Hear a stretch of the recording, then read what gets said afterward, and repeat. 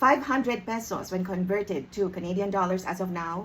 Conversion rate is 42 pesos per 1 Canadian dollar. It is actually $11.90, not even 12 Canadian dollars. So what can we buy from a $12 Canadian dollars in Canada, or particularly in Vancouver? Not much, really.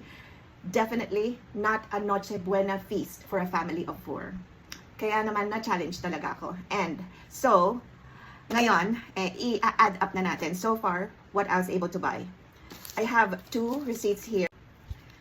I went to 2 groceries na I think, and well, based on my ates, you know, just asking around where I can buy like a cheaper brand of food for Noche Buena. And they said first is the Daily or Dali grocery. Ang dami na po nito, mga small groceries lang. But what I realized is that it is cheaper, yes, but they sell unpopular or new brands. So while I was there, I was able to buy at least just the pasta.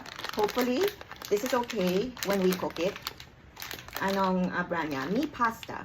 This one, for our, what I plan to do here is to make a simple, affordable macaroni salad. Okay, this one is 400 grams.